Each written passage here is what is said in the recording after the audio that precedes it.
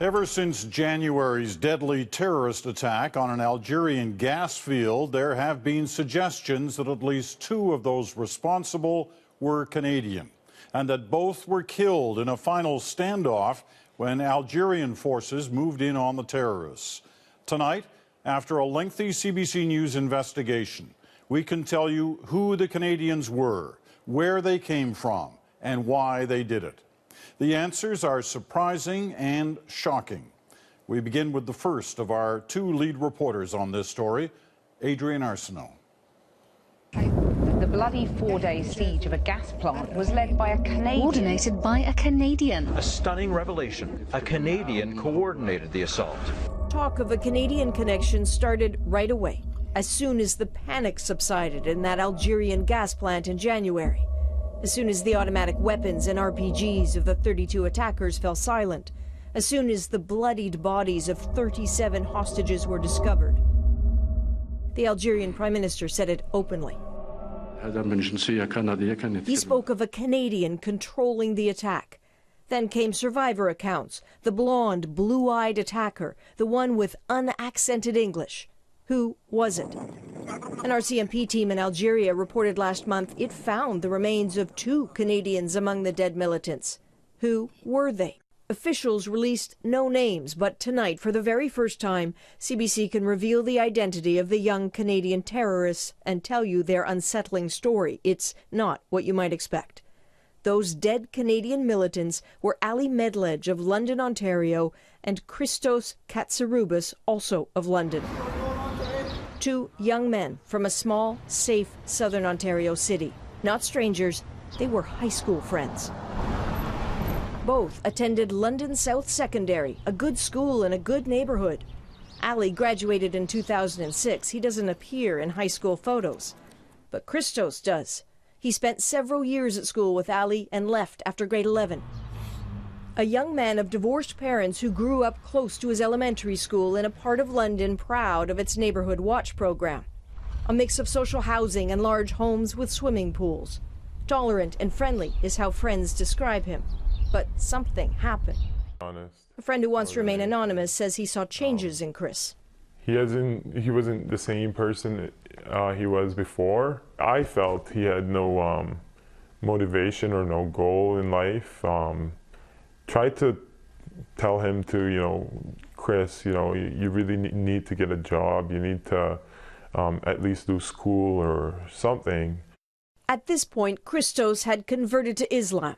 By 2007, someone close to the family told police Chris was hanging around with troublemakers. Christos and Ali left Ontario for a few months to go find work. They didn't find much, but they did find trouble with the law. Did they fall off the radar? No. By now, CSIS was curious, had questions. In fact, CSIS investigators went so far as to talk with the friends of both Christos and Ali. So what happened? Where did these young men go? Well, either over the years, CSIS lost track of them or somehow decided that Christos and Ali just weren't a threat. In 2009, a friend who saw the now bearded Chris back in London said he was preoccupied. It was kind of really hard to relate to him at that point. He had other interests. Kept saying, let's go to the mosque. Let's go to this center. It wasn't that he wanted to take me there. It was more that he wanted to go there and thought that the couple hours spending with me was probably a waste of time. He parted ways with Chris, and it wasn't until CSIS started asking questions again last month that the Algerian connection was made. News came first that Ali was among the dead militants. Word about Chris unclear until now.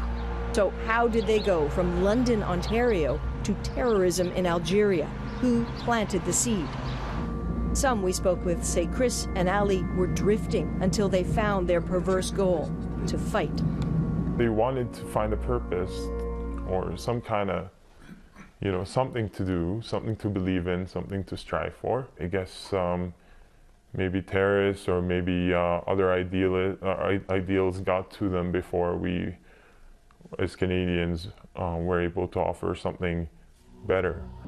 Not the answer anyone wants to hear. that these kids could be anyone's kids, that they might not be the only ones. This makes the blood in the sand of Algeria heart-stoppingly close. Adrienne Arsenault, CBC News, London, Ontario. Well, now for more on all this, we're joined by our Ottawa-based investigative correspondent, Greg Weston. Greg, we've been hearing that there could be more than 2 Canadians involved in this story. What do we know about that tonight?